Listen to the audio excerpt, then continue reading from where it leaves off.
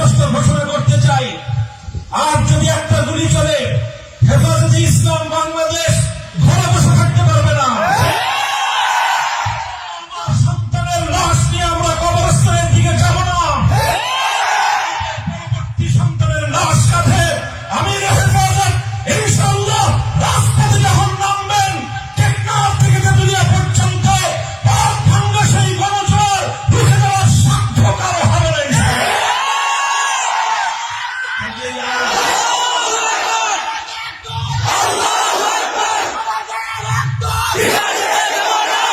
আলহামদুলিল্লাহ রাব্বিল আলামিন والصلاه والسلام على سيد المرسلين وعلى اله واصحابه اجمعين اما بعد اعوذ بالله من الشيطان الرجيم لقد ارسلنا رسلنا بالبينات وانزلنا معهم الكتاب والميزان ليقوم الناس بالقسط দুনিয়াতে আল্লাহর কোরআন এসেছে, দুনিয়াতে হযরত মুহাম্মদুর রাসূলুল্লাহ সাল্লাল্লাহু আলাইহি ওয়াসাল্লাম এসেছেন, সমস্ত নবীগণকে আল্লাহ পাঠিয়েছেন মৌলিক একটা উদ্দেশ্যে, পৃথিবীর বৈষম্যহীন এক সমাজ গড়তে।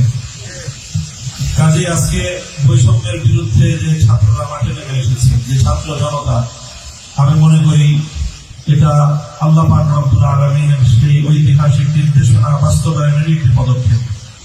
যখন আমাদের জাতির দীর্ঘ বৈষম্যের যাত্রাকলে পিষ্ট হয়ে প্রতিটি ঘরে ঘরে বোবা কান্নায় গোটা দেশ এবং একেবারে একটা কঠিন গঙ্গানির শব্দ প্রতিটি ঘর থেকে আসছিল, সেই সময়ে যখন কেউ কথা বলার সাহস পাচ্ছিল না, সেই সময়ে ছিল তরুণ ছাত্র জনতা, তারা জেগে উঠেছে বৈষম্যের বিরুদ্ধে।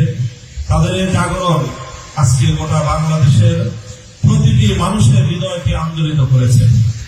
প্রতিটি অভিভাবক নেমে এসেছে, মায়েরা আজকে তার সন্তানদেরকে বুক চাপড়ে সাহস যোগাচ্ছে সত্যের জন্য, বৈষম্যের বিরুদ্ধে আন্দোলন এবং সংগ্রামে অকাতরে প্রাণ বিলিয়ে দেওয়ার জন্য।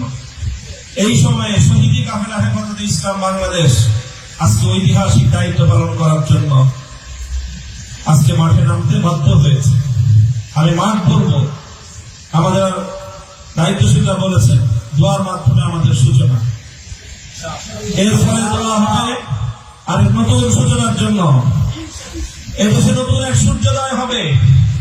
স্পষ্ট ঘোষণা করতে চাই, আর যদি একটা গুলি চলে, হেফাজতে ইসলাম বাংলাদেশ ঘরে বসে থাকতে পারবে না।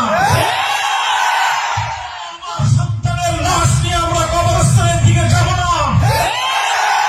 পরবর্তী সন্তানের লাশ কাঁধে আমির হেফাজত ইনশাআল্লাহ রাজপথে যখন নামবেন, টেকনাফ থেকে তেতুলিয়া পর্যন্ত পথ ভাঙ্গা সেই গণজোয়ার রুখে দেওয়ার সাধ্য কারো হবে না।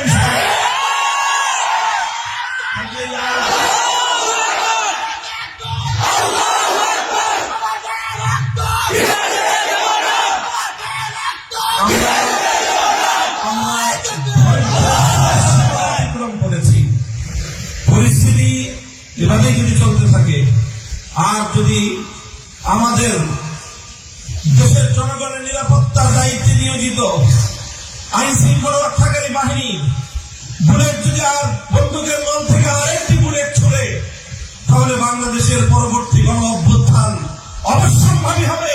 সে অভ্যুত্থান রুখে দিতে কেউ পারবে না। আমরা আল্লাহ পাক রব্বুল আলামিনের কাছে দোয়া করব, যারা বৈষম্যের বিরুদ্ধে জীবন দিয়েছে, যারা বৈষম্যের বিরুদ্ধে জীবন দিয়েছে, অত্যাচারের হাতে যাদের প্রাণ গিয়েছে, তারা নিঃসন্দেহে শাহাদাত বরণ করেছে।